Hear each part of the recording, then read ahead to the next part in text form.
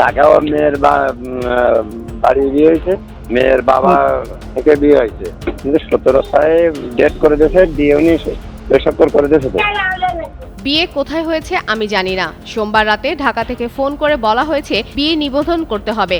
17 জুনের তারিখও ফোনে বলে দেওয়া হয়েছে। কাজী এমন বিস্ফোরক মন্তব্যে নতুন মোড় নিয়েছে সাতক্ষীরা 4 আসনের জামায়াতে ইসলামের সংসদ সদস্য গাজী নজরুল ইসলামের কথিত দ্বিতীয় বিয়ে বিতর্ক।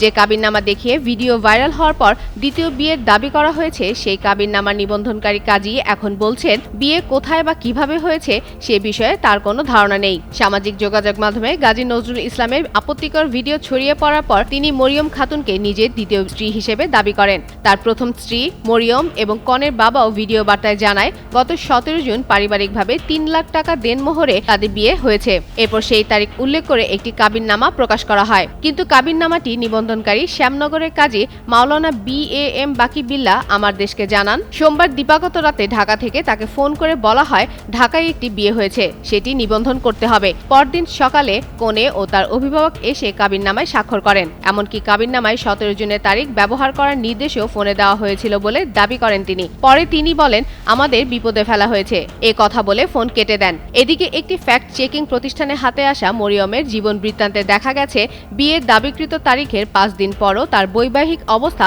অবিবাহিত উল্লেখ ছিল। একই বায়োডাটায় এমপি গাজী নজরুল ইসলামের সুপারিশও রয়েছে। এসব তথ্য প্রকাশে আসার পর কথিত বিয়ের সময়, পদ্ধতি ও কাবিননামার সত্যতা নিয়ে নতুন করে প্রশ্ন উঠেছে।